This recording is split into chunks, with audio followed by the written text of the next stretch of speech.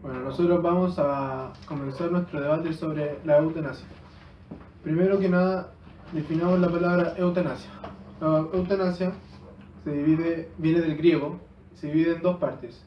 Eu, que significa bien, y thanatos, que significa muerte. Esto conlleva a que los griegos dieron esto como significado de una buena muerte. Tiene por finalidad evitar los sufrimientos insoportables.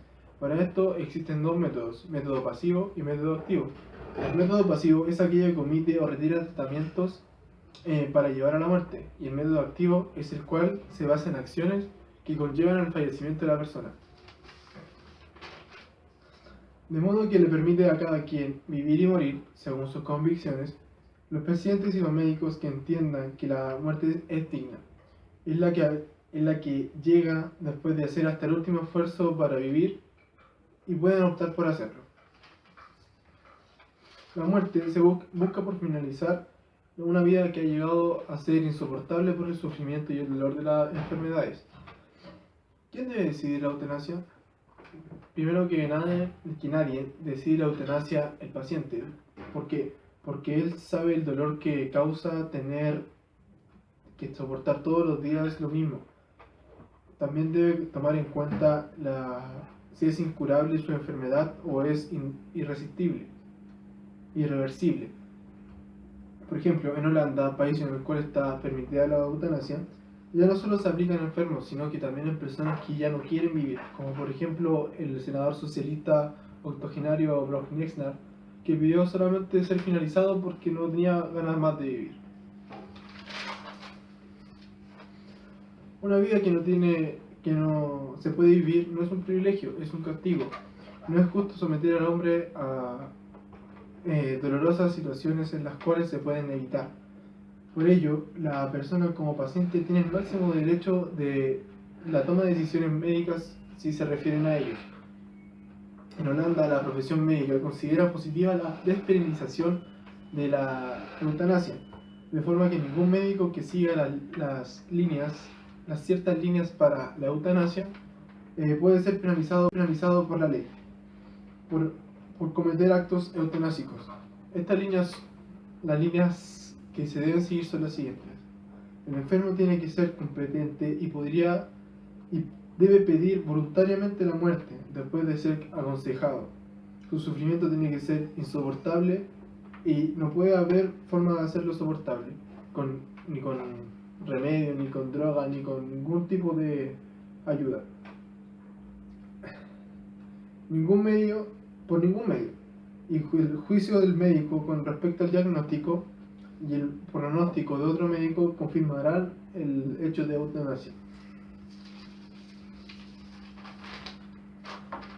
David Tomasa, médico que realiza actos eutanásicos, considera que podría llegarse a considerar ético el suicidio asistido o eutanasia, considerando que por la doctrina cristiana Jesucristo se sacrificó por nosotros yendo al crucificio.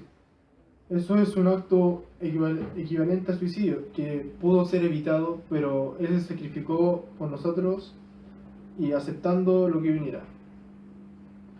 En Chile existe el caso de Valentina Moreira, quien padeciera de una enfermedad grave llamada fibrosis quística, la cual le impidiera vivir tranquila y normalmente. La niña de 14 años pidió voluntariamente la eutanasia para poder descansar de una vez por todas y dejar de ver sufrir a su familia. La vida no es un derecho, sino que es el sustrato de los derechos, y tenemos derechos porque nosotros estamos vivos, por lo que no se puede eliminar al individuo ni siquiera por petición de este.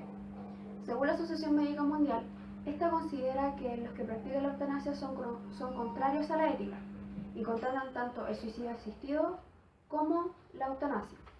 En algunos casos, como lo es en los Países Bajos, este fue el primero en despenalizar la práctica de los médicos sobre la eutanasia. Según un estudio de Remelink, reveló más de 1000 casos donde los médicos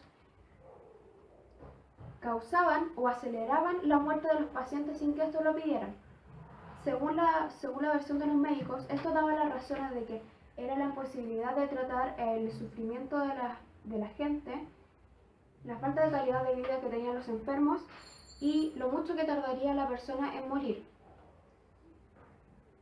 Y vemos que en realidad el suicidio asistido pervierte la ética médica, que desde la ideología de Hipócrates se trata de eliminar el dolor y no eliminar al enfermo.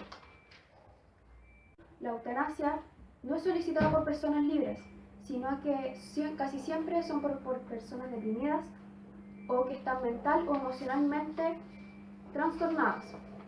En un país sin eutanasia, el médico o el terapeuta intenta volver a darle la vida al paciente y poder mejorarlo de la mejor forma posible. No así en los países donde existe la eutanasia, que en vez de esforzarse el médico por mejorarle la calidad de vida a la persona, tiende a simplemente acatar las órdenes del deprimido simplemente porque éste lo pide. Junto con el testimonio de la oncóloga Sil Menard, padeciente de cáncer, esta antes era partidaria de la eutanasia. Ahora experimenta el deseo de los enfermos, que es el vivir, el poder sanar el dolor, el tener la compañía de su familia y no que simplemente los maten. Además aclara que la dignidad de una persona no se pierde por tener una enfermedad grave, sino que es más indigno quien no logra ver en ello la dignidad que significa luchar por su propia vida. Tomando en cuenta todo esto, está también decir que Dios es el único que nos puede quitar la vida y la vida es el único derecho inviolable. Como conclusión de este tema, podríamos decir que abordar la eutanasia es algo muy difícil, ya que pone en enfrentamiento los valores de la vida y pone en enfrentamiento el valor de la comodidad de las personas. Si proponemos el valor de la vida como prioridad, podríamos decir que el valor de la vida es el más importante que tenemos.